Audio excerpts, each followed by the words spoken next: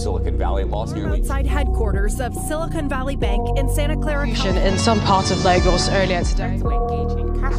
Deep financial crisis. Regulators have seized the assets. Their own money. Some depositors in Lebanon. The world is currently experiencing lots of financial chaos, with so many banks having financial issues left and right, leaving countless individuals stranded with no hope in sight. And of course, due to this, it's only a matter of time before more institutions come crashing down. The Silicon Valley Bank has now become the second largest bank collapse in the US history. That is after their stock plummeted 60%. Can you imagine that, guys? This happened because they put most of their money into bonds a few years back. And when the bank puts money into bonds, there's no way to get the money back until the time limit expires, except that the bank decides to sell before time, of which they will make a huge loss. So that's similar to what the Silicon Valley Bank did. And now so many people realize that the bank doesn't have enough money to be able to pay them back. One of the reasons why this has affected them so much is because the Fed increased the interest rates, which affects their bonds and affects the backup plan that they had, which then went ahead to affect their liquidity, which caused them not to be able to have enough money to pay back their customers. And now, millennials, the Silicon Valley Bank is only the most recent. Just a couple of weeks ago, the Nigerian banks also had a huge problem with cash shortages, and this caused widespread revolts among the citizens who tried to get their monies out of the bank. The banks tried to close down, but some banks were even burned. Some ATMs were burned and destroyed. Some banks were destroyed. Most of these citizens were very disappointed in the system in which the government was trying to roll out the new banknotes for the citizens, which was most probably absent in most of the areas in Nigeria. And guys, before Nigeria, let's head on to Lebanon, where revolts have been going on there for a while now due to the financial crisis in that country, the banks not being able to pay out money to their customers on time. Most of the banks didn't even have money to pay out these customers, so most of them got furious. Most of the customers and citizens were very disappointed in the banking system, and they got very angry that some citizens even went into the bank and took some of the workers hostage just so that they could get their monies back, but still yet nothing. Before the problem even got to this level where the banks in Lebanon were unable to pay out citizens' money, most of them started saving their monies in US dollars instead of their local currency. But then the banks were still not able to pay out the customers' money in the US dollars, so that's one of the biggest problems that they had.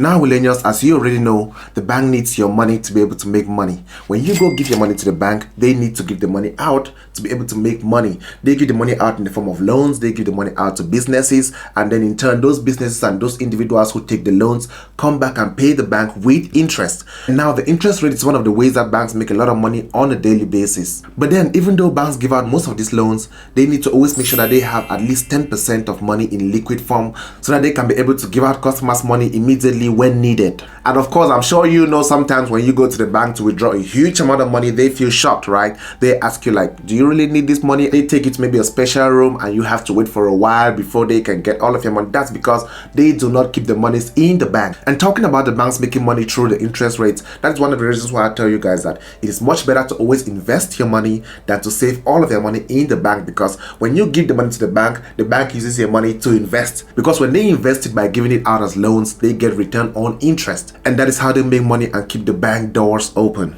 And now, even though most of these banks give out most of these monies as loans, there will be a huge problem if all of these customers come at once and say, okay, now we want to collect our money, we need our money immediately, and so many people come together at once to just get all the money out. That is where there will be a huge problem, because the bank will not have enough money to give it to everyone. And that is very similar to what has happened to the Silicon Valley Bank recently. But don't panic just yet, millennials, because there's a couple of things that you can still do to be able to secure yourself and your finances during this tumultuous time, which will help you stay afloat. So in this video, I'm going to share with you the 4 steps that you must take right now in order to safeguard your wealth and the financial turmoil that we are currently getting into. Firstly, you need to diversify your assets. Very important. Make sure that you do not keep all of your money in one bank or even in one country.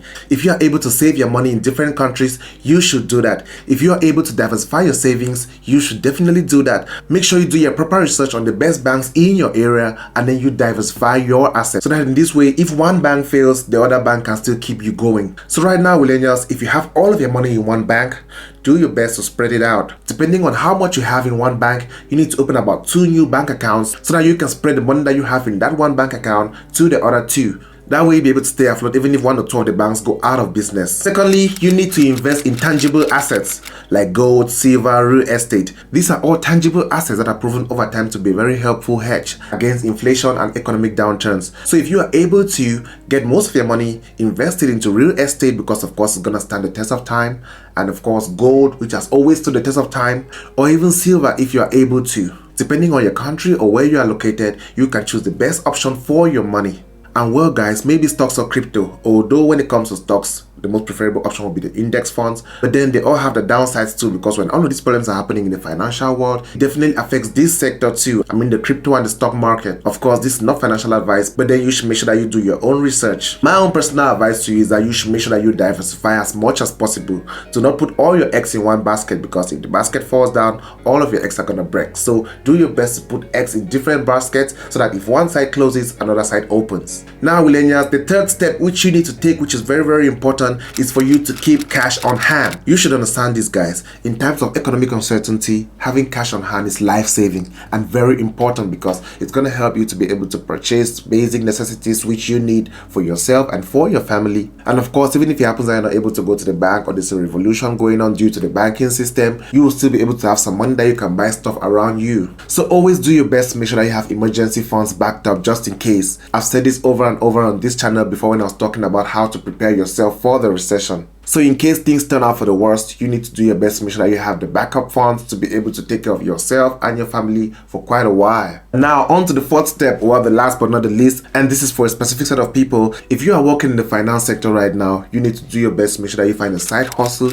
or something that can keep you going in case there's a serious financial turmoil in your country or in your financial institution, which will cause your bank to close or the country to temporarily close all the banks. So of course, if you're a banker or you are working in the finance sector, just do your best to get yourself prepared just in case. No one knows. We don't want that to happen. We're not hoping for that. But then a stitch in time saves nine. So if you're prepared for it, you'll definitely be able to hold yourself up when the time comes. So millennials, the financial turmoil happening worldwide and the collapse of some banking systems left and right will definitely have an impact on your finances. But if you follow all of these steps which I've explained in this video right now, you will definitely be able to stay afloat for yourself and for your family. So what you need to do is make sure that you take action right now and prepare properly for what is to come in case something comes. We all hope that nothing can come like that, but then if it happens, you should better be prepared than not. If you found these tips and this video valuable, don't forget to like and subscribe. That really helps this channel and it helps me to be able to make more videos for you, which can definitely be helpful. And of course, there's many more tips which I talk about in this video right here, where I was talking about how to stay afloat in a recession. I hope this can help you prepare right and understand the current situation we are in. And if you have more tips that can help everyone in this situation, feel free to drop it down in the comment section.